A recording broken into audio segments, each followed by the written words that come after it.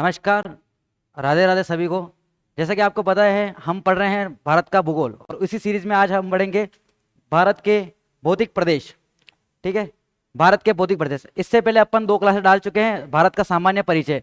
आज हम पढ़ेंगे भारत का भौतिक प्रदेश। ठीक है, तो भारत के भौतिक प्रदेशों को 2 भागों में बांटा गया है ना। 2 भागों में बांटा गया है। एक बांटा गया है ऊंचावत के आधार पर, एक बांटा गया है भौगोलिक आधार पर। अपन को मेनली पढ़ना होगा भौगोलिक आधार पर। ऊंचावत के आधार पर आपके नॉर्मली बांटा जाता है। देखो, ऊंचावच के आधार पर वापस भारत के भूगोल को 4 भागों में बांटा गया है। ठीक है, 4 भागों में बांटा गया है। आपके जो पर्वतीय क्षेत्र हैं, जो आपके पर्वतीय क्षेत्र हैं वो है आपके 11%। ठीक है, जो आपके पर्वतीय क्षेत्र है वो 11%, पहाड़ी क्षेत्र 18%, पठारी क्षेत्र आपके 28% और मैदानी क्षेत्र आपके 43%। सर्वाधिक आपके रहेगा ऊंचावच के आधार पर मैदानी भाग और आपके न्यूनतम रहेगा पर्वतीय क्षेत्र। यह आपके ऊंचावच के आधार पर सामान्य वर्गीकरण 4 प्रकार से बांटा गया है। बस इतना ही जानकारी है इसके बारे में। इसके बारे में और जानकारी और ज़्यादा जानने की कोई आवश्यकता नहीं है। आपके है मेन इंपॉर्टेंट भौगोलिक आधार पर वर्गीकरण क्या है। आपके भौगोलिक आधार पर 6 प्रकार से बांटा गया भारत को। आपके उत्तरी पर्वतीय प्रदेश यानी कि हिमाचल प्रदेश, सॉरी आपके हिमालय वाला भाग। ठीक है, उत्तर विशाल मैदान, प्रायद्वीप पठार, तटीय मैदान, ग्रेट डेजर्ट ऑफ इंडिया और द्वीप समूह। आपके भारत के भौतिक प्रदेशों को 6 प्रकार से बांटा गया है। पहला है आपके हिमालय वाला भाग, फिर आपके पूर्वी मैदान, ग्रेट डेजर्ट ऑफ इंडिया और आपके पठारी क्षेत्र, आपके द्वीप समूह वाला क्षेत्र और आपके तटीय क्षेत्र। पहले अपन पढ़ेंगे उत्तरी पर्वतीय प्रदेश यानी कि हिमालय वाला क्षेत्र पढ़ेंगे अपन। ठीक है, देखो ये आपके मैप के थ्रू बताया गया है कि कौन कौन से भौतिक प्रदेश किसकी तरफ है। आपके उत्तर में कौन सा है, हिमालय वाला भाग, इसलिए इसको उत्तरी पर्वतीय क्षेत्र बोलते हैं।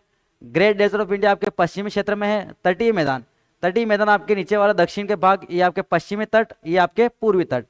आपके द्वीप समूह है लक्षद्वीप और अंडमान निकोबार। और आपका जो बीच वाला भाग है ये आपके है उत्तर विशाल मैदान। और ये बीच वाला जो तटीय क्षेत्र के मध्य स्थित है दक्षिणी भाग में, इसको बोलते हैं अपन प्रायद्वीपीय पठार। प्रायद्वीपीय पठार बोलते हैं। ठीक है, तो आज हम पढ़ेंगे पहले हिमालय वाला भाग। ठीक है, देखो हिमालय का निर्माण कैसे हुआ। जैसा कि मैंने आपको पिछली क्लास में बताया था, आपके 33 सागर को हिमालय की गर्भभूमि कहा जाता है। ठीक है, तो आपके हिमालय का निर्माण 33 सागर से हुआ है। कौन कौन सी प्लेटों के टकराने से हिमालय का निर्माण हुआ और अभी भी वर्तमान में भी इसका विकास चल रहा है, इसलिए इसको बोलते हैं नवीनतम पर्वत श्रृंखला। ठीक है, तो इसका विस्तार आपके यूरेशियन प्लेटें और इंडो ऑस्ट्रेलियन प्लेटों के टकराने से हुआ। इसके मध्य 33 सागर था, दोनों के टकराने से अभी सारी प्लेटें, इन दोनों प्लेटों को अभी सारी प्लेटें कहते हैं। इनके द्वारा टकराई, और टकराने से 2 काम होते हैं। या तो प्लेटें टकराने से आपके ऊपर वाला भाग उठेगा या नीचे उठता है, उसको बोलते हैं गर्त अपन। ठीक है, ये ऊपर उठा तो इसको बोला अपन हिमालय। ठीक है, तो आपके हिमालय का जो फादर ऑफ हिमालय किसको बोला जाता है, 33 सागर को। ठीक है, 2 प्लेटें कौन कौन सी थी, इंडो ऑस्ट्रेलियन और यूरेशियन प्लेटें, जिनको कहते हैं अभिसारी प्लेटें। ठीक है, इससे हिमालय का निर्माण हुआ। फिर हिमालय का विस्तार, क्षेत्रफल और कितनी चौड़ाई में फैला हुआ है ये देखेंगे। औसतन ऊंचाई कितनी है। ठीक है, तो हिमालय का जो क्षेत्रफल है वो है आपके 5.5 लाख वर्ग किलोमीटर। 5.5 लाख वर्ग किलोमीटर। इसकी लंबाई है 2400 किलोमीटर और इसकी औसतन ऊंचाई है 6000 मीटर। ठीक है, औसतन ऊंचाई 6000 मीटर है। पामीर के पठार से लेकर अराकान योमा म्यांमार तक, पामीर का पठार कहाँ, लद्दाख, लद्दाख से लेकर आपके अराकान योमा म्यांमार तक, आपके पामीर के पठार को विश्व की छत भी कहा जाता है। ठीक है, ये भी इंपॉर्टेंट फैक्ट है, याद रखना। पामीर के पठार को विश्व की छत भी कहा जाता है, the umbrella of the world. ठीक है, हिमालय का विस्तार चीन, भारत, नेपाल, भूटान और म्यांमार में है। ठीक है, आपके कितने देश है, 5 देश है आपके, चीन, भारत, नेपाल, भूटान और म्यांमार में आपके हिमालय का विस्तार है। ठीक है, आगे देखते हैं। ठीक है, जो आपका हिमालय है पामीर के पठार से अराकान योमा तक आपके धनुषाकार आकृति में बना हुआ है। ठीक है, तो इसका शेप कैसा है, धनुषाकार या चापाकार, धनुषाकार या चापाकार। ठीक है, उसके बाद अपन देखेंगे हिमालय का अध्ययन भी 2 प्रकार से किया जाता है, आपके श्रृंखलाओं के आधार पर और एक आपके प्रादेशिक आधार पर। श्रृंखलाओं के आधार पर मतलब कितनी ऊंचाई पर है ना, ऊंचाइयों के आधार पर आपके श्रृंखलाओं के आधार पर किया जाएगा, एक प्रादेशिक आधार पर किया जाएगा। ठीक है, तो अपन पहले देखते हैं श्रृंखलाओं के आधार पर किस प्रकार इसका अध्ययन किया जाता है। ठीक है, श्रृंखलाओं के आधार पर देखते हैं। श्रृंखलाओं के आधार पर हिमालय का अध्ययन। श्रृंखलाओं के आधार पर जो आधार माना गया है वो माना गया है भ्रंश को। भ्रंश क्या होता है? दो हिमालय को अलग करने के लिए कुछ अगर बीच में कुछ खाई हो, कुछ भ्रंश बना हो, उसको बोलते हैं भ्रंश। तो इसका आधार माना गया है भ्रंश को। ठीक है, भ्रंश को माना गया है। तीन भागों में बांटा गया श्रृंखला वादम का, ट्रांस हिमालय, मुख्य हिमालय और आपके पूर्वांचल हिमालय। आपके जो मुख्य हिमालय उसको वापस तीन भागों में बांटा गया है, वृहत, लघु एवं शिवालिक हिमालय। ठीक है, तो आपके तीन भागों में बांटा गया है, ट्रांस हिमालय, मुख्य हिमालय और पूर्वांचल हिमालय। मुख्य हिमालय का वापस तीन भागों में बांटा गया है, वृहत, लघु और शिवालिक हिमालय। अपन पहले ट्रांस हिमालय के बारे में देखेंगे। देखो, जो आपके भ्रंश है ना, भ्रंश आपके प्राचीनतम से लेकर नवीनतम, आपके सर्वप्रथम जो ऊपर ऊपर वाला पार्ट है ना, ऊपर ऊपर वाला भाग है जो आपके है ट्रांस हिमालय। हिमालय का सबसे उत्तरतम भाग ट्रांस हिमालय। इसके अन्य नाम भी है आपके। सबसे पहले से 33 कैसे बना, तो ट्रांस हिमालय का एक और नाम है 33 हिमालय या सबसे पार हिमालय है, इसलिए इसको बोलते हैं पार हिमालय। ठीक है, पार हिमालय बोलते हैं। उसके बाद आता है वृहद हिमालय। वृहद हिमालय अभी वृहद हिमालय, महान हिमालय या हिमाद्री भी कहा जाता है इसको, और बीच में होने के कारण इसको आंतरिक हिमालय भी कहा जाता है। ठीक, उसके बाद लघु हिमालय। लघु हिमालय नाम है, लघु हिमालय का सर्वाधिक विस्तार आपके हिमाचल में है, इसलिए इसको हिमाचल हिमालय भी कहा जाता है, और मध्य में होने के कारण से मध्य हिमालय भी कहा जाता है। उसके बाद आता है शिवालिक। शिवालिक हिमालय आपके सबसे बाहर वाला भाग है, इसलिए इसको कहा जाता है बाह्य हिमालय, और सबसे लास्ट में बना है, इसलिए इसको बोलते हैं यंगस्टर हिमालय या युवा हिमालय। युवा हिमालय बोलते हैं, और हिमालय का उपभाग भी बोलते हैं, इसलिए उप हिमालय बोलते हैं। ठीक है, अब आपके जो भ्रंश को माना गया है ना, भ्रंश आधार माना गया, तो भ्रंश क्या है? आपके ट्रांस हिमालय और वृहद हिमालय को अलग करने वाला भ्रंश है आपके ITCZ। ये कितनी बार क्वेश्चन पूछा गया है कि आपके वृहद और ट्रांस हिमालय को अलग करने वाला भ्रंश कौन सा? ITCZ, Sindhu Tsangpo suture zone. Sindhu Tsangpo suture zone इसका पूरा नाम है। ITCZ भ्रंश के द्वारा आपके वृहद हिमालय और आपके ट्रांस हिमालय को अलग किया जाता है। फिर आपके वृहद हिमालय और लघु हिमालय करने वाला MCT, main centre thrust. Main centre thrust MCT आपके वृहद और लघु हिमालय को अलग करती है। फिर आपके MBF, main boundary fold. Main boundary fold आपके वृहद हिमालय और लघु हिमालय को अलग करने, लघु हिमालय और शिवालिक हिमालय को अलग करने का कार्य करती है। फिर आता है आपके शिवालिक हिमालय। शिवालिक हिमालय के बाद आ जाए आपके पूर्वी मैदान, आपके शिवालिक हिमालय के बाद आता है उत्तर विशाल मैदान। तो उत्तर विशाल मैदान और शिवालिक हिमालय को अलग करने वाला कौन सा है? Himalaya front fold. Himalaya front fold यानी HFF। तो ये भ्रंश याद रखना, आपके ट्रांस हिमालय और वृहद हिमालय को अलग करने वाला सिंधु सांगपो सच्चर जोन, वृहद हिमालय और लघु हिमालय को अलग करने वाला मेन सेंटर थ्रस्ट, वृहद हिमालय और शिवालिक हिमालय को अलग करने वाला भ्रंश कौन सा है? मेन बाउंड्री फोल्ड, और शिवालिक हिमालय और उत्तर विशाल मैदान को अलग करने वाला हिमालय फ्रंट फोल्ड। ठीक है, आपके सर्वप्रथम कौन सा बोला? ट्रांस हिमालय। सबसे लास्ट में बोलना नवीनतम हिमालय आपके शिवालिक हिमालय। तो आपके प्राचीन से लेकर नवीनतम तक है, और उत्तर से लेकर दक्षिणतम यही विस्तार रहेगा। ये कई बार आपके विस्तार भी पूछा जाता है कि आपके सबसे उत्तरतम हिमालय कौन सा है, सबसे दक्षिणतम हिमालय कौन सा है, मध्य वाला कौन सा है, सबसे प्राचीनतम कौन सा है, और सबसे नवीनतम कौन सा है। तो नवीनतम आपके शिवालिक हो गया, सबसे प्राचीनतम हो गया आपके ट्रांस हिमालय। ठीक है, ये फ्रंट याद रखना, फ्रंट बहुत जरूरी है ना। फिर अपन पढ़ेंगे ट्रांस हिमालय के बारे में। ट्रांस हिमालय को वापिस तीन भागों में बांटा गया ना, तीन श्रेणियों में बांटा गया। इसकी प्रथम श्रेणी का नाम है काराकोरम, दूसरी है लद्दाख। लद्दाख का ही जो पूर्वी विस्तार है उसको बोलते हैं अपन कैलाश श्रेणी, जहां पर अपने कैलाश यात्रा के लिए जाते हैं ना। और तीसरी श्रेणी है आपके जास्कर। ठीक है, जो आपके काराकोरम श्रेणी है, काराकोरम श्रेणी में आपके काराकोरम श्रेणी में विश्व की दूसरी सबसे ऊंची चोटी K2, जिसको गोल्डविन ओस्टिन भी बोला जाता है, वो स्थित है। और कृष्णागिरी भी कहा जाता है इस चोटी को, वो स्थित है आपके काराकोरम चोटी में। और आपके जब विश्व की सबसे ऊंची युद्ध भूमि सियाचिन ग्लेशियर, वो भी आपके काराकोरम श्रेणी में ही स्थित है। फिर अपन लद्दाख में देखते हैं। लद्दाख में आपके राकापोशी, जो विश्व की सबसे कटकनुमा पहाड़ी के रूप में मानी जाती है, वो आपके लद्दाख श्रेणी में स्थित है। और यहीं पर स्थित है आपके लद्दाख का पठार, जो विश्व का सबसे भारत का सबसे ऊंचा पठार है। ठीक है, इसे के आगे बढ़ते हैं तो लद्दाख के पूर्वी विस्तार को बोलते हैं अपन कैलाश श्रेणी या कैलाश पर्वत है ना। कैलाश श्रेणी पर कैलाश पर्वत है जहां पर अपन यात्रा करने जाते हैं। ठीक है, उसके बाद जास्कर श्रेणी। जास्कर श्रेणी से आपके निकलती है सिंधु नदी, जो जोजिला दर्रे का निर्माण करती है। इतना ही इंपॉर्टेंट इसके बारे में। जास्कर श्रेणी से सिंधु नदी का प्रवाह होता है, जो कि निर्माण करती है आपके जोजिला पासेस का या जोजिला दर्रे का। ठीक है, जोजिला दर्रे का निर्माण करती है। एक के बारे में पढ़ते हैं। पहले देखो काराकोरम श्रेणी। काराकोरम श्रेणी को उच्च एशिया की रीढ़ की हड्डी कहा जाता है, the backbone of high Asia. The backbone of high Asia भी कहा जाता है। ठीक है, आपके उच्च एशिया की बैकबोन पे कहा जाता है। K2 के नाम क्या है? गोल्डविन ऑस्ट्रियन या कृष्णागिरी। ठीक, ये नाम याद रखना। इसकी ऊंचाई है 8,611 11 मीटर। ठीक है, 11 मीटर है आपके, और स्थिति रहेगी इसकी पीओके। ठीक है, तो ये भारत की सबसे ऊंची चोटी नहीं हुई, इसकी स्थिति वर्तमान में पीओके में है। तो भारत की सबसे ऊंची चोटी कौन सी रहेगी? कंचनजंगा। वो आगे जाके पढ़ेंगे अपन। पूर्णतया भारत में इससे सबसे ऊंची चोटी कंचनजंगा। तो इसकी स्थिति कहां पर? आपके पीओके। ठीक है, और सियाचिन ग्लेशियर कहां पर है? लद्दाख। इसकी विशेषता क्या है सियाचिन ग्लेशियर की? सियाचिन ग्लेशियर आपके विश्व की सबसे ऊंची भूमि है, सॉरी सबसे ऊंची युद्ध भूमि है।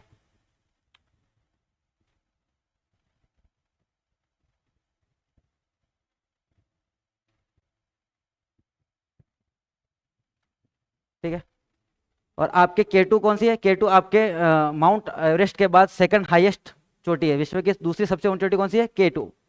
ठीक है, आपके माउंट एवरेस्ट के बाद। ठीक है, तो ये आपके काराकोरम श्रेणी की विशेषताएं रहेंगी। इसके आगे बढ़ते हैं, लद्दाख श्रेणी। लद्दाख श्रेणी में क्या है? राकापोशी। राकापोशी भी आपके सबसे विश्व की सबसे कटकनुमा पहाड़ियाँ कैसी होती है? एक तो पहाड़ियाँ होती है ऐसी जिन पर चढ़ा जा सकता है, और एक पहाड़ियाँ होती है ऐसी रिच, रिच बोलते हैं इंग्लिश में इनको, रिच, जिसको बोलते हैं अपन हिंदी में कटकनुमा। तो विश्व की सबसे कटकनुमा पहाड़ी आपके कौन सी है? राकापोशी, जो स्थिति है इसकी पीओ के पाक अधिकृत कश्मीर, आपका पता ही है, पाक ऑक्यूपाइड कश्मीर, जो अभी वर्तमान में पाकिस्तान के पास है ना, पाकिस्तान ने कब्जा कर रखा है। इसकी विशेषता क्या है? तीव्र एवं खड़े ढाल वाली चोटी, विश्व की सबसे तीव्र एवं खड़े ढाल वाली चोटी तो राकापोशी रहेगी। फिर अपन पढ़ते हैं लद्दाख। लद्दाख का पठार कहाँ पे? लद्दाख का पठार भी आपके लद्दाख श्रेणी पर स्थित है। स्थिति लद्दाख रहेगी। इसकी ऊंचाई है आपके 4800 मीटर, और नई ऊंचाई आपको पूछा जाए तो 5400 मीटर। ठीक है, ये दोनों ऊंचाई आती है, एक ही ऑप्शन में आएगी आप, तो या तो 4800 मीटर या 5400 मीटर। तो ये भारत का शीत मरुस्थल भी कहलाता है, the cold desert of India. Cold desert of India, white desert of India आपको कहते हैं कच्छ के रण को, कोल्ड डेजर्ट ऑफ इंडिया आपके कहा जाता है, और the great desert of India आपके मरुस्थल को कहा जाता है, आपके राजस्थान के मरुस्थल कहा जाता है ना, थार के मरुस्थल को। ठीक है, कच्छ के रण को सफेद मरुस्थल कहा जाता है, भारत के मरुस्थल को ये कहा जाता है।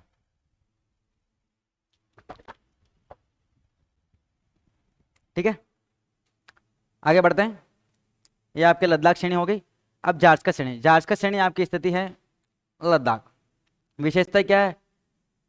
सिंधु नदी द्वारा जोजिला दर्रे का निर्माण किया जाता है। इसकी विशेषता इतनी है, बस सिंधु नदी प्रवाहित होती है इस दर्रे से, इस श्रेणी से होकर, और एक जोजिला दर्रे का निर्माण करती है। ठीक है, अपन फिर आगे बढ़ते हैं। मुख्य हिमालय। मुख्य हिमालय में आप पढ़ेंगे, पहले मुख्य हिमालय का अपन 3 पार्ट पढ़े, 3 भागों में बांटा गया है। तो पहला पढ़ेंगे अपन वृहद हिमालय। वृहद हिमालय का जो विस्तार है वो नंगा पर्वत से नामचा बरवा चोटी अरुणाचल प्रदेश तक है। नंगा पर्वत आपके जम्मू कश्मीर, नामचा बरवा आपके अरुणाचल प्रदेश। ठीक है, नंगा पर्वत से नामचा बरवा अरुणाचल प्रदेश तक इसका विस्तार है। स्थिति आपको पता ही है, ITCZ और MCT के मध्य, और आपके ट्रांस हिमालय और लघु हिमालय के मध्य स्थित है ना। Sindhu Tsangpo suture zone, main centre thrust इसके मध्य स्थित है। एक बार वो आप चार्ट देख लोगे तो आपको पूरी तरह याद हो जाएगा कि कौन किसके मध्य स्थित है ना। कंफ्यूजन थोड़ा बहुत कंफ्यूजन होगा, पर 1-2 बार चार्ट दोगे तो आपको एग्जैक्ट याद हो जाएगा। ठीक है, तो इसकी स्थिति रहेगी ट्रांस हिमालय और लघु हिमालय के मध्य। ठीक है, इसकी सबसे ऊंची चोटियां याद करने का तरीका, एवरेस्ट की जंगा में काला धोला नाग, अगर ऐसा ही नहीं याद हो तो नॉर्मली याद कर लेना। इसी पर आपके माउंट एवरेस्ट स्थित है। माउंट एवरेस्ट की ऊंचाई आपके है 8,850 मीटर, 8,850 मीटर। ये इसकी स्थिति रहेगी माउंट एवरेस्ट की, नेपाल। कंचनजंगा, कंचनजंगा की स्थिति, कंचनजंगा की ऊंचाई है आपके 8,588 मीटर, 98 मीटर। ये आपकी स्थिति रहेगी सिक्किम। फिर आपके मकालू, मकालू आपके 8,481 मीटर, इसकी स्थिति रहेगी नेपाल। और धौलागिरी, धौलागिरी आपके 8,172 मीटर, इसकी स्थिति रहेगी नेपाल। और नंगा पर्वत आपका रहेगा 8,126 मीटर, और इसकी स्थिति रहेगी आपके जम्मू कश्मीर। ये आपके किस हिमालय में स्थित है? मुख्य हिमालय में, मुख्य हिमालय के वृहद हिमालय में स्थित है। ठीक है, तो ये याद रखना आपके कि मुख्य हिमालय के वृहद हिमालय में कौन कौन सी चोटियां स्थित है? माउंट एवरेस्ट, कंचनजंगा, मकालू, और आपके धौलागिरी, नंगा पर्वत। जो आपके कंचनजंगा है, आपके कितनी बार क्वेश्चन पूछा गया कि भारत की सबसे ऊंची चोटी, तो K2 नहीं लगाना है ना, K2 नहीं लगाना, आपके आंसर रहेगा कंचनजंगा, क्योंकि K2 वर्तमान में आपके भारत का भाग नहीं है, वो पीओके वाला भाग है। तो वर्तमान में आपकी सबसे ऊंची चोटी कौन सी है? कंचनजंगा। जब अपन पाक अधिकृत कश्मीर को वापस छीन लेंगे, वापस अपना लेंगे, तब आपकी हो जाएगी K2। वर्तमान में तो आपकी कंचनजंगा, याद रखना 8,598 मीटर। ठीक है, इन्हीं के बारे में कुछ लिखा हुआ है, जैसे कि माउंट एवरेस्ट चोटी के अन्य नाम। ठीक है, स्थिति आपको पता ही है, ऊंचाई आपको पता चल गई। आपके अन्य नाम याद रखना। इसको नेपाल में कहा जाता है सागर माता। सागर माता का नाम से इसको नेपाल में जाना जाता है। तिब्बत में कहा जाता है चोमलुंगमा। चोमलुंगमा का मतलब होता है पर्वतों की रानी, द क्वीन ऑफ हिल्स। पर्वतों की रानी कहा जाता है चोंगलुंगमा है।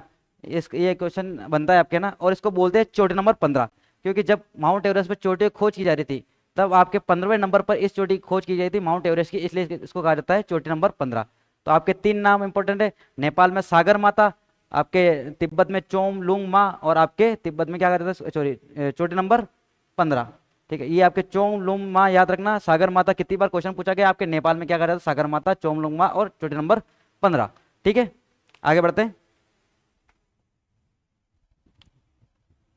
आगे बढ़ते हैं, आगे देखते हैं कंचनजंगा। कंचनजंगा के बारे में आपको पता है, भारत व नेपाल की सीमा पर स्थित, ठीक है, भारत और नेपाल की सीमा पर स्थित वर्तमान में भारत की सबसे ऊंची चोटी। ठीक है, आपको एक भी नोट डाउन करने की जरूरत नहीं है, नोट डाउन करने की जरूरत नहीं है, आपको डायरेक्ट स्क्रीनशॉट ले लेना, पूरा लिखा हुआ है इसमें सब कुछ, आपको कुछ नोट्स अलग से बनाने की जरूरत नहीं है। ये पीपीटी में या पीडीएफ में आपको टेलीग्राम चैनल में प्रोवाइड करा दूंगा, वहां से आप लिख लेना। ये आपके लिए शॉर्ट नोट्स का काम करेंगे। एग्जाम से थोड़े दिन पहले अगर पढ़ाई करनी हो तो इन नोट से पढ़ाई करना आपको सही रहेगा, क्योंकि आप थ्योरी पढ़ते हो, थ्योरी में कुछ सेंस निकलता, आप बस रट्टा मारते हो, समझने की कोशिश करते हो, बस आगे बढ़ जाते हो। थ्योरी नहीं पढ़नी होती है, शॉर्ट नोट्स पढ़ने होते हैं एग्जाम से पहले। ठीक है, तो आगे बढ़ते हैं इसमें। ठीक है, वृहद हिमालय। वृहद हिमालय में सर्वाधिक भौतिक अपक्षय होता है। क्वेश्चन पूछा गया है कितनी बार कि सर्वाधिक हिमालय में कौन से भाग में सर्वाधिक भौतिक अपक्षय होता है। अपक्षय यानी आपके अपक्षय होना मतलब टूटना या गिरना, है ना। तो अब भौतिक अपक्षय किसके दौरान होता है, कहां पर होता है, वृहद हिमालय में। ठीक है, सर्वाधिक होता है।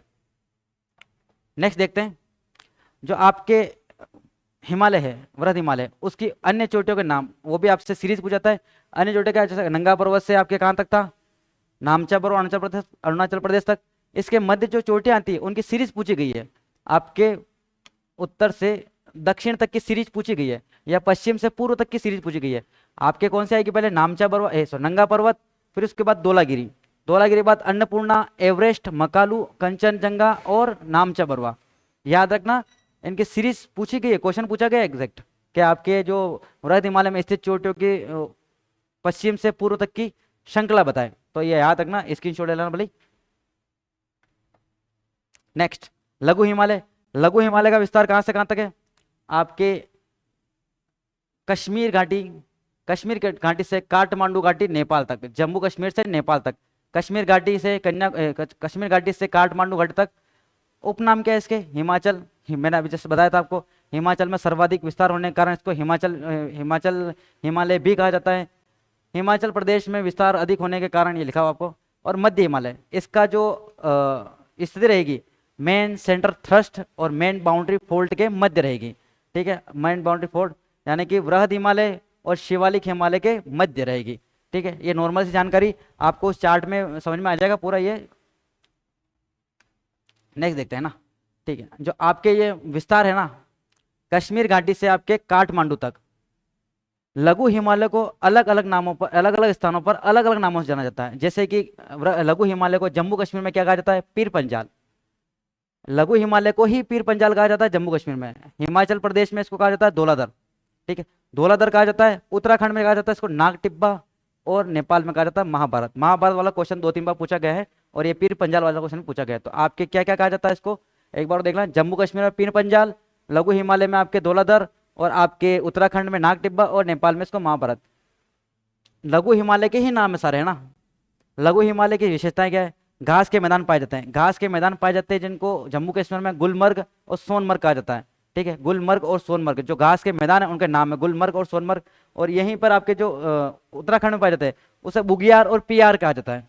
ठीक है, घास के मैदान जम्मू कश्मीर में पाए जाते थे सोनमर्ग और गुलमर्ग, और आपके उत्तराखंड में प्यार और बुगियार घास के मैदानों के नाम है। ये आपसे क्वेश्चन पूछ जाते हैं सीधे सीधे कि बुगियार और प्यार क्या प्रकार है, किस प्रकार का उदाहरण है, क्या है, घास के मैदान है, कहाँ पाए जाते हैं, ये एग्जैक्ट क्वेश्चन पूछ जाते हैं इससे। ठीक है, इसके बाद देखते हैं इसमें पाए जाने वाले हिल स्टेशन। लघु हिमालय में सर्वाधिक हिल स्टेशन पाए जाते हैं। अगर आपको घूमने जाना हो तो यहाँ पर जाना घूमने के लिए।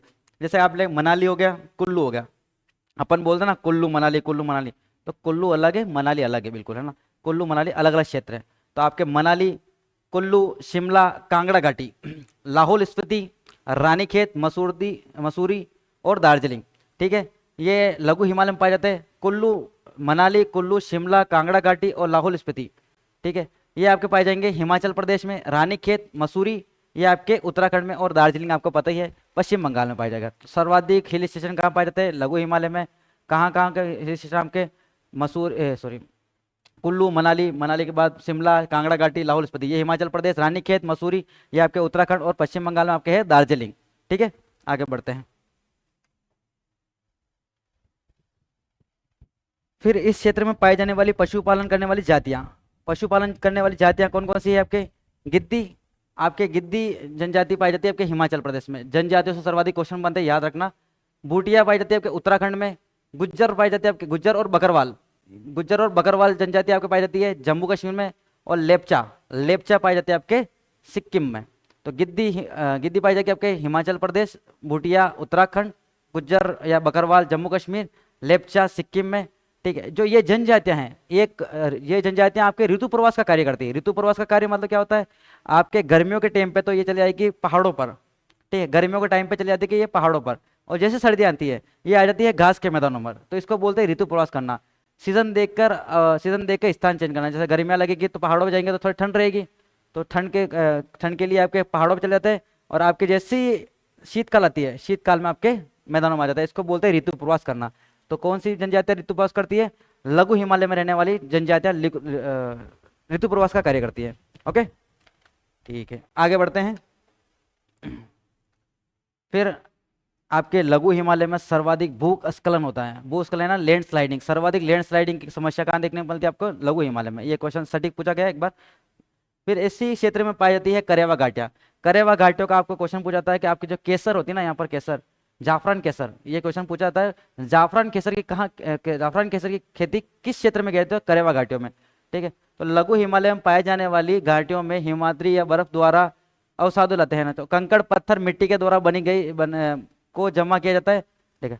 लघु हिमालय से जो भूस्खलन होता है उसे कंकड़ पत्थर या अवसाद लाए जाते हैं, उसके द्वारा जो घाटियां बन जाती है उनको कहते हैं करेवा घाटियां। इन घाटियों में जाफरान केसर सबसे मोस्ट इंपोर्टेंट, जाफरान केसर, जाफरान केसर, सेब, अखरोट, आपको पता है सेब तो होते हैं जम्मू कश्मीर में, सेब अखरोट की खेती की जाती है, ठीक है।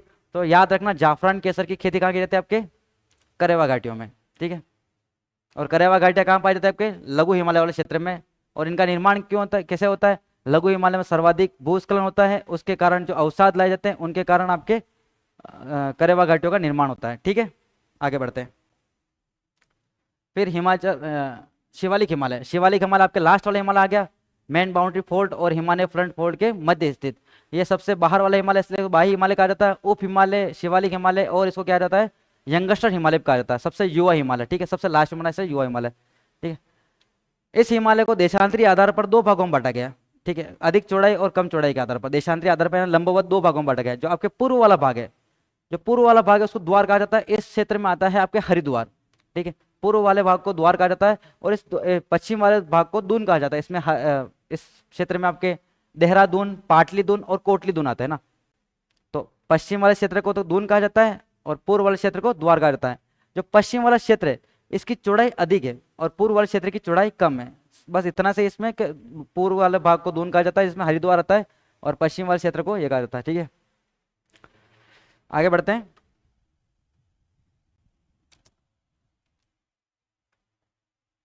ठीक है, जो आपके इसी का पूर्व विस्तार है ना, आपके जो शिवालिक हिमालय का पूर्व विस्तार है, इसको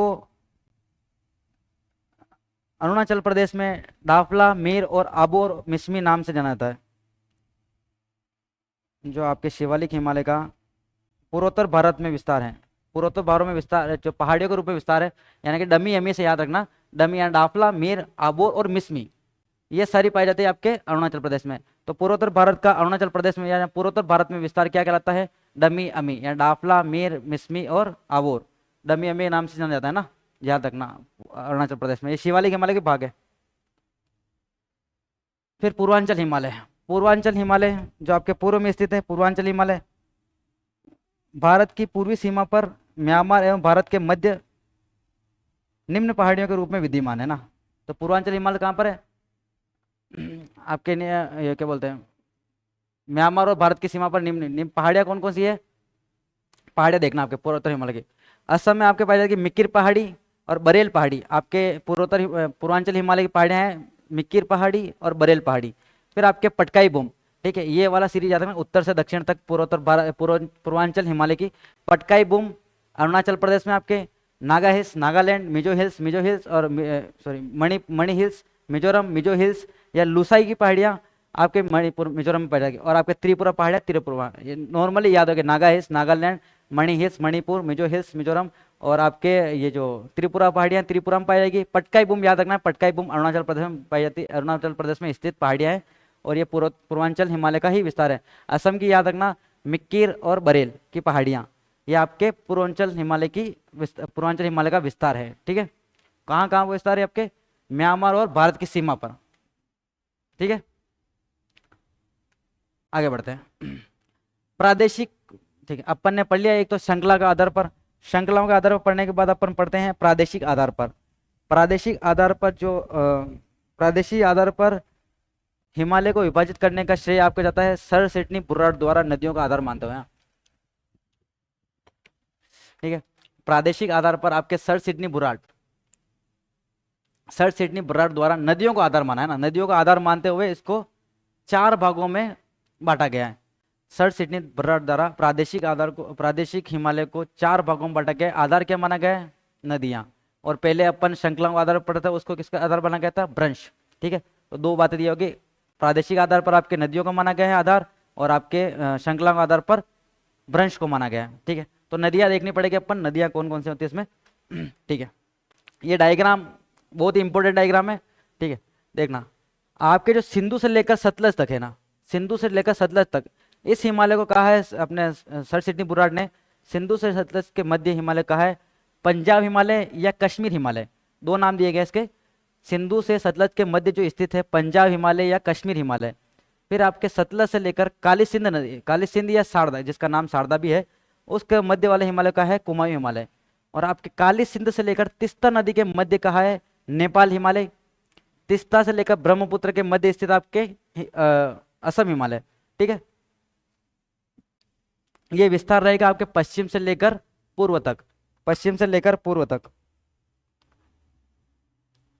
ठीक है, जो आपके सिंधु से लेकर सतलज है, इसके जो सिंधु से लेकर सतलज है, ये हिमालय का है कश्मीर हिमालय। कश्मीर हिमालय की जो चौड़ाई है, ठीक है, जो लंबाई है, सॉरी, लंबाई है 560 किलोमीटर और सबसे ऊंची चोटी है इसकी नंगा पर्वत। नंगा पर्वत अपन ऊपर पहले देख के आगे कितनी ऊंची है। फिर आपके सतलज से काली सिंध या शारदा के मध्य जो हिमालय है उसको कुमायूं हिमालय का है और इसकी सबसे ऊंची है नंदा देवी। ठीक है, फिर काली सिंध से लेकर तिस्ता तक जो स्थित है उसको कहा है अपन ने नेपाल हिमालय। सबसे अधिक लंबाई वाला हिमालय, सबसे बड़ा हिमालय ये रहेगा आपके प्रादेशिक आधार पर। इसका सबसे ऊंचाई है माउंट एवरेस्ट 8,850 मीटर। और तिस्ता से लेकर ब्रह्मपुत्र के मध्य स्थित आपके असम हिमालय, दूसरा सबसे लंबा हिमालय, इसकी सबसे ऊंचाई रहेगी नामचा बरवा। ठीक है, तो प्रादेशिक आधार पर कितने भागों में बांटा गया? इसको 4 भागों में। किसके द्वारा बांटा गया? सर सिडनी बुर्राट द्वारा। और आधार क्या माना गया है? नदियां। ठीक है, और आपके जो श्रृंखला का आधार पर कितने भागों में बांटा गया था? 3 भागों में। 3 कौन कौन से थे? ट्रांस हिमालय, मुख्य हिमालय और पूर्वांचल हिमालय। ठीक है, आगे बढ़ते हैं, इनके बारे में अपन थोड़ा विस्तार से देखते हैं। सबसे ज्यादा लंबाई तो इसकी रहेगी, सेकंड इसकी, पर चौड़ाई में सबसे ज्यादा ये है ना आपके कश्मीर हिमालय सबसे चौड़ा हिमालय है। ठीक है, ये इसके बारे में लिखा हुआ देखो, पंजाब हिमालय, कश्मीर हिमालय, सिंधु से लेकर सतलज तक 560 किलोमीटर, सर्वोच्च चोटी नंगा पर्वत। आपके पीओ के वाला क्षेत्र अभी लिखा दिया था पहले मैंने, पीओ के वाला क्षेत्र 8,126 मीटर 26 मीटर। ठीक है, प्रादेशिक हिमालय में सर्वाधिक चौड़ाई वाला कौन सा हिमालय रहेगा? आपके पंजाब या कश्मीर हिमालय। ठीक है, नेक्स्ट देखते हैं कुमायूं हिमालय। कुमायूं हिमालय का अपन देखें सतलज से लेकर काली या शारदा नदी के मध्य स्थित है। लंबाई कितनी इसकी? 320 किलोमीटर। इसकी सबसे ऊंची चोटी है नंदा देवी। नंदा देवी आपके उत्तराखंड में पड़ती है। इसकी ऊंचाई रहेगी आपके 7,817। देखो ऊंचाई याद रहे ना रहे कोई इंपॉर्टेंट नहीं है, इतना डाटा याद नहीं हो पाता है। आप बस याद रखना कहाँ पर स्थिति है। जैसे नंदा देवी आपके उत्तराखंड है, तो आपको स्टेट याद रखने होंगे। ठीक है, स्टेट्स बहुत जरूरी रहता है, आपको ऊंचाई याद रहे ना रहे कोई फर्क नहीं पड़ता है ना, इतने डाटा नहीं याद रहते हैं आपके। ठीक है, प्रादेशिक आधार पर सबसे छोटा हिमालय। ठीक है, कुमायूं हिमालय में ग्लेशियर से हिमनद सर्वाधिक पाए जाते हैं। ये इंपॉर्टेंट है भाई साहब ना। कुमायूं हिमालय में सर्वाधिक ग्लेशियर्स और आपके हिमनद। हिमनद क्या होते हैं? बड़े बड़े बर्फ के टुकड़े जिनसे पिघल पिघल कर नदियां बहती है। ठीक है, हिमालय भाग से निकलती है नदियां, उनको बोलते हैं ग्लेशियर्स या हिमनद। ठीक है, तो आपके हिमनद कौन कौन से पाए जाएंगे यहाँ पर? ठीक है, सर्वाधिक हिमालय आगे देखे पड़ेगा। नेपाल हिमालय काली नदी, काली या शारदा नदी से आपके तीस्ता नदी के मध्य स्थित है, 800 किलोमीटर इसकी सबसे ऊंची चोटी है। माउंट एवरेस्ट इसकी ऊंचाई है 8,850 मीटर, स्थिति याद रखनी है नेपाल। ठीक है, प्रादेशिक हिमालय में सर्वाधिक लंबाई और सबसे ऊंचा, आपको पता है सबसे ऊंची चोटी पे आपके माउंट एवरेस्ट से सबसे लंबा और सबसे ऊंचा हिमालय कौन सा रहेगा? आपके नेपाल हिमालय। नेक्स्ट देखते हैं असम हिमालय। असम हिमालय तीस्ता नदी से ब्रह्मपुत्र तक, इसकी लंबाई रहेगी 720 किलोमीटर। और नामचा बरवा अरुणाचल प्रदेश, मैंने कहा ना अरुणाचल, 7,756 मीटर, 7,756 मीटर इसकी ऊंचाई रहेगी। ठीक है, असम हिमालय में सर्वाधिक जैव विविधता, बायोडायवर्सिटी सर्वाधिक पाई जाती है ना। बायोडायवर्सिटी क्या होती है? विभिन्न प्रकार के जीव जंतु है, विभिन्न प्रकार के पेड़ पौधे जहां पर पाए जाते हैं उसको बोलते हैं बायोडायवर्सिटी। ठीक है, तो सर्वाधिक बायोडायवर्सिटी कहाँ पाई जाती है? आपके असम हिमालय में। सर्वाधिक वर्षा वाला है, इसलिए जहां पर भी सर्वाधिक वर्षा होगी, जहां पर वर्षा डेली होती है, सर्वाधिक वर्षा होती है, वहां पर बायोडायवर्सिटी पाई ही जाती है, सब जगह पाई जाएगी है ना। आपके माउंट आबू में बायोडायवर्सिटी सर्वाधिक पाई जाती है आपके राजस्थान में। ठीक है, तो याद रखना जहां पर सर्वाधिक वर्षा होती है वहां पर विभिन्न प्रकार के पेड़ पौधे होंगे और विभिन्न प्रकार के जीव जंतु पाए जाएंगे, तो उसको बोलते हैं बायोडायवर्सिटी, जैव विविधता। आगे बढ़ते हैं। ठीक है, अब हिमालय की अन्य विशेषताएं। हिमालय की अन्य विशेषताएं क्या है? हिमालय में पाए जाने वाले प्रमुख जीव जंतु। जीव जंतु कौन कौन से पाए जाते हैं? हिंगल पाया जाता है। हिंगल क्या होता है? आपको हिंगल पता होगा, कश्मीरी हिरण को हिंगल बोलते हैं। ठीक है, याक, याक क्या होता है? पहाड़ी बेल या गाय, उसको बोलते हैं याक। ब्राउन बियर, भालू होता है भाई साहब, पूरा भालू। हिम तेंदुआ, हिम तेंदुआ। येत्ती, येत्ती पूछा गया भाई साहब, येत्ती क्या होता है? येत्ती होता है हिम मानव। ठीक है, हिम मानव को येत्ती कहा जाता है, जो आपके मानव घूमते रहते हैं ना वहाँ हिमालय वाले क्षेत्र में, उसको कहता है। और रेड पांडा, ये देखो आपको रेड पांडा, जो आपकी बुक होती है ना red data book,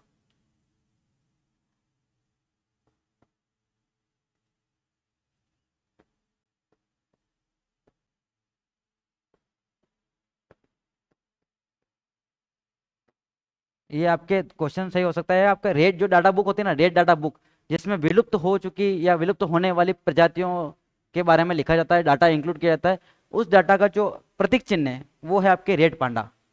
red panda आपके रेड डाटा बुक का प्रतीक चिन्ह है। कितनी बार क्वेश्चन पूछा गया आपके रेड डाटा बुक का, तो रेड डाटा बुक का जो प्रतीक चिन्ह है कौन है? Red panda. ठीक है, याद रखना है कि और रेड पांडा आपके चिन्ह है इसका, रेड डाटा बुक का। इसमें क्या लिखा रहता है? विलुप्त हो चुकी या विलुप्त होने के कगार पर जो प्रजातियां हैं उनके संरक्षण के लिए प्रयास किया जाता है। तो इसमें लिखा रहता है, इसमें डाटा इंक्लूड किया जाता है कि भाई साहब कितने और जानवर बचे हैं ऐसे, इनका संरक्षण करना चाहिए, इनके लिए परियोजनाएं योजनाएं चलाई चाहिए, इसके लिए सरकार को सतर्क रहना चाहिए। तो उनके लिए आपके किस में लिखा जाता है, किस में डाटा इंक्लूड किया जाता है? रेड डाटा बुक में, जिसका प्रतीक चिन्ह कौन है? Red panda. ठीक है, आगे बढ़ते हैं,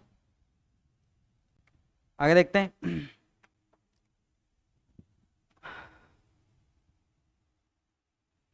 आगे देखते हैं हिम रेखा या स्नो लाइन। स्नो लाइन क्या होती है? वह भाग जहां पर हिम रेखा, हिम आच्छादित होती है।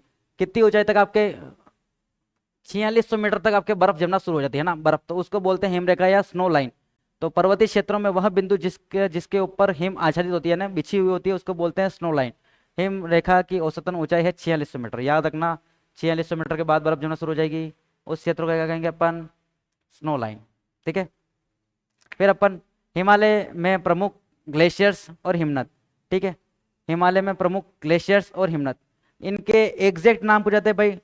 बांटूरा, बांटूरा आपके, बांटूरा जो आपके ग्लेशियर है, हिमनद है। हिमनद आपको पता चल गया ना, बर्फ के बड़े बड़े टुकड़े जिनसे पिघल कर नदियां प्रवाहित होती हैं, उनको बोलते हैं हिमनद।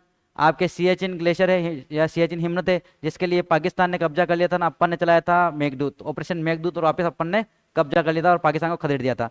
ठीक है, तो ये हिमनद बहुत इंपॉर्टेंट हो जाते हैं, तो इंपॉर्टेंट हिमनद को याद रखना। ऐसा तो बहुत सारे हैं पर यहाँ पर इंपॉर्टेंट लिखा हुआ ना, जैसे बांटूरा, हिस्पार, बायोफ और बाल्टोरा, ये आपके कहाँ पर स्थित है? पाकिस्तान में। थोड़े तक नाम नए नए लगेंगे, थोड़े सुने सुने कम लगेंगे, पर ये आसानी से याद हो जाते हैं ना। कुछ नहीं है, बाल्टोरा, हिस्पार, बायोफ और बाल्टोरी, ये आपके कहाँ पड़ता है? पीओके वाले क्षेत्र यानी लद्दाख वाले क्षेत्र में, पाक अधिकृत कश्मीर वाले क्षेत्र में।